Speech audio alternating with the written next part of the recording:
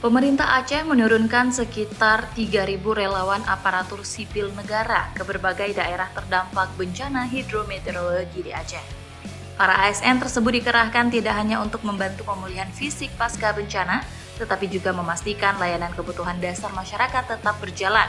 Mulai dari kebersihan lingkungan, akses fasilitas umum, hingga dukungan pelayanan kesehatan dan juga sosial bagi warga terdampak banjir dan tanah longsor sejak akhir November lalu. Pelepasan relawan ASN dilakukan melalui apel di lapangan upacara kantor Gubernur Aceh, Minggu 28 Desember 2025.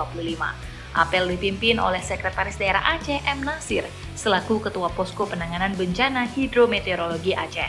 M. Nasir menyampaikan hingga akhir Desember, kondisi darurat masih dirasakan di berbagai daerah bencana.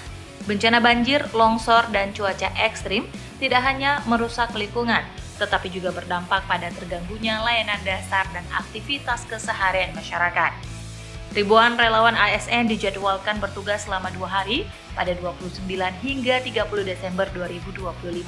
Selain kegiatan gotong royong membersihkan fasilitas umum dan rumah ibadah dari lumpur dan material sisa banjir, para relawan juga berperan membantu koordinasi layanan kesehatan, pendampingan warga rentan, serta penguatan layanan sosial di lapangan. Menurut Nasir, kehadiran ASN di lokasi bencana merupakan bentuk empati dan juga solidaritas pemerintah kepada masyarakat terdampak.